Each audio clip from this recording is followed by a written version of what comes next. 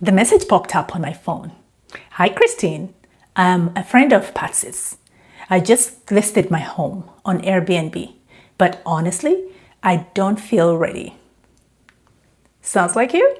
Well, I smiled because that one text took me straight back to 2014 when I was in the same exact place. Uncertain, broke, and completely unprepared. Back then, I was trying to sell my first home. It sat on the market for months. We eventually gave up and decided to rent it long term, but it barely covered expenses. So we sold it just to get the burden off our backs. Looking back, if I knew then what I know now, I would have turned that property into a short-term rental. I would be much farther along today. But God took me the long route, just like He took the Israelites through the desert. Remember that journey? It should have taken only 11 days. The longer path wasn't punishment, it was preparation. Now, fast forward to 2020. I had heard about Airbnb, but couldn't picture myself doing it.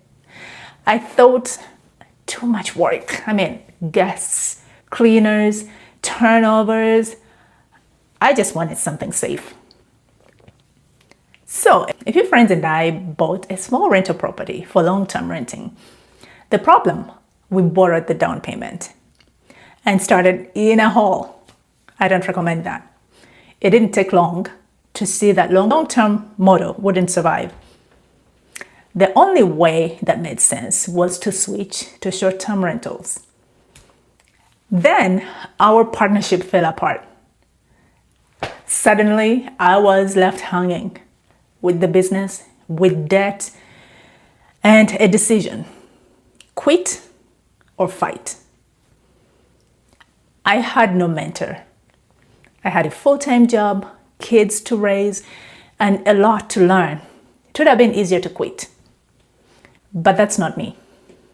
I decided that if it was already the deep end, I might as well learn to swim. And that's what I did. It was hard, but God met me there. He taught me through every failure how to price my listing, automate cleanings, communicate with guests, which I love, and even decorate on a budget with Dollar Tree mirrors, spray paint, and all that crafty stuff. So, when Ashley reached out to me, I knew exactly what she was feeling. The mix of fear and possibility.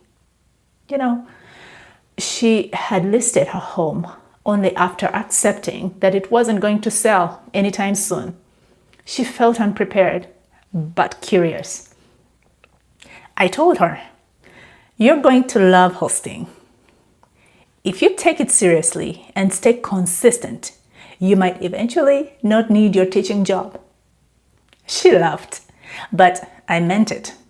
Because when you steward what God gives you, even something as simple as a home can become a source of provision and purpose.